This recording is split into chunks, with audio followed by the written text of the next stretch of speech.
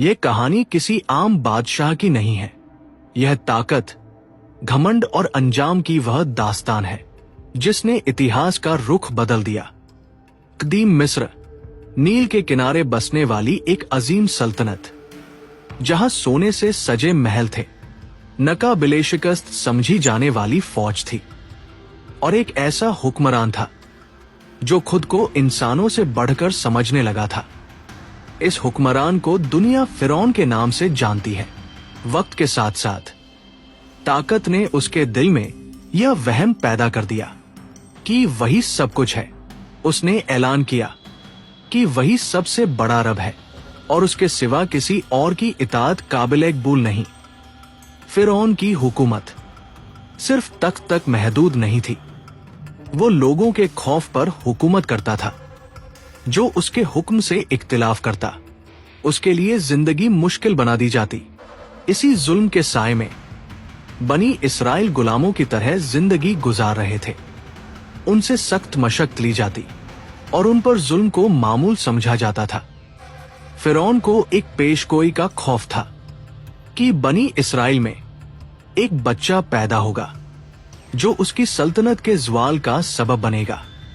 इसी खौफ में उसने मासूम बच्चों के कत्ल का हुक्म दिया। मिस्र की गलियां चीखों और सिसकियों से भर गई। इसी अंधेरे दौर में एक बच्चा पैदा हुआ जिसे कुदरत ने एक खास मकसद के लिए चुन लिया था। खतरा इतना शदीद था कि उसकी मां ने अल्लाह पर भरोसा करते हुए उसे दरिया के सुपुर्द कर दिया।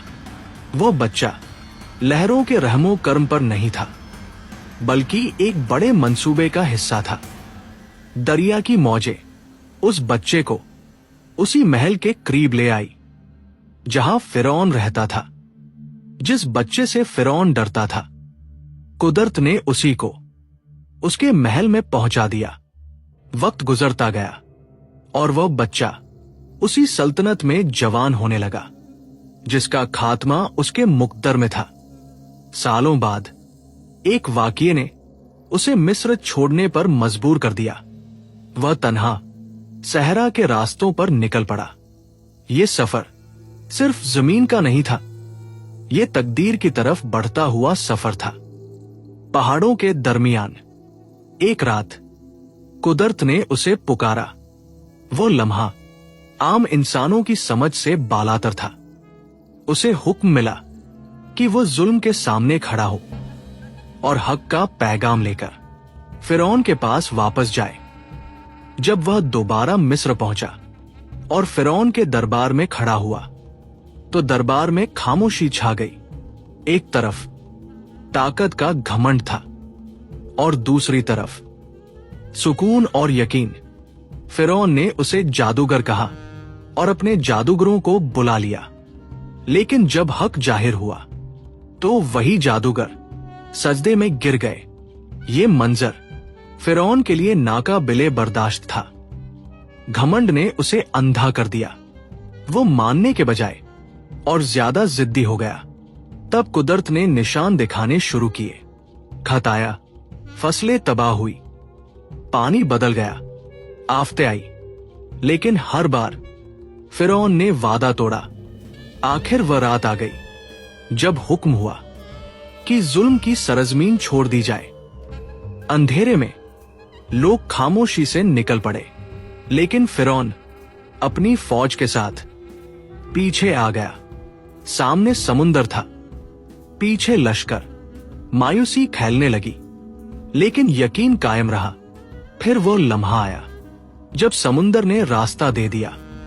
लोग पार हो गए और घमंड पीछे रह गया।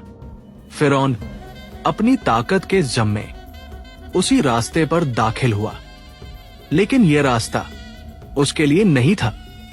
पानी वापस लौटा और सदियों का घमंड एक लम्हे में खत्म हो गया। ये अंजाम सिर्फ एक इंसान का नहीं था, ये एक पैगाम था कि ताकत, दौलत और खुद को खुदा समझना इंसान को नहीं बचा सकता।